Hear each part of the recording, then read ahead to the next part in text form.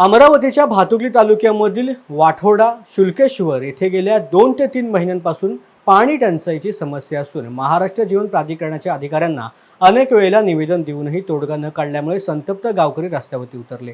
ग्रामस्थांनी धामोरी झोन कार्यालयावरती घागर मोर्चा काढून प्राधिकरणाचा निषेध केला। त्यानंतर ग्रामस्थांनी अमरावती दर्यापूर राज्यमार्गावरती रास्ता रोको करण्याचा पवित्रा घेतल्यामुळे प्राधिकरणाच्या प्रभारी अधिकारी अभियंत्यांनी 2 दिवसात पाणी पुरवठा सुरळीत करू असं आश्वासन दिल्यानंतर आंदोलनकर्त्यांनी रास्ता रोको आंदोलन मागे घेतले। यावेळेला मोठ्या संख्येने गावकरी उपस्थित होते। हमारी मांगे पूरी करो,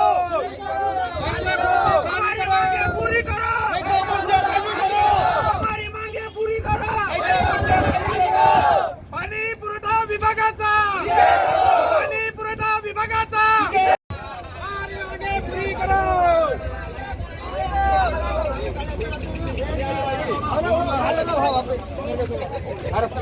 एक भापे लगा गाड्या होते।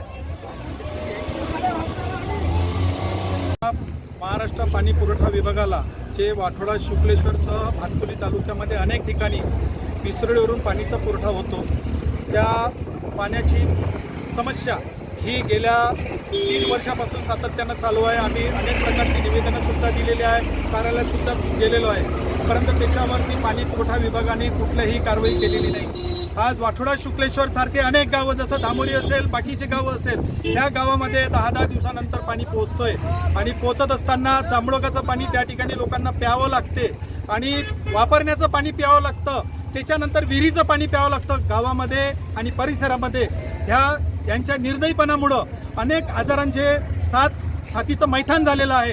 आज इथं पाणी जे आहे विसरडीवरून पूर्णपणे येत असताना जाणीवपूर्वक एका भातकुली गावाला पूर्ण सप्लाय सोडून इकडच्या 50,000 लोकांना पाण्यापाशी वंचित ठेवण्याचं काम महाराष्ट्र जीवन प्राधिकरणने एका फक्त विशिष्ट नेत्याची मर्जी सांभाळण्यासाठी केलेलं आहे। एका नेत्याची मर्जी सांभाळण्यासाठी 50,000 लोकांना भेटीस धरल्या जात आहे। हे काम पाणी पुरवठा विभाग करत आहे।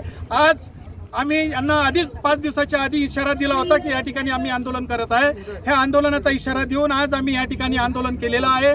कोल्हापूरचे ठाणेदार आणि MGPचे प्रभारी कार्यकारी अभियंता यांच्या उपस्थितीमध्ये 2 दिवसामध्ये पूर्णपणे पाणी पुरवठा करण्यात येईल अशा पद्धतीचं आश्वासित केलेलं आहे।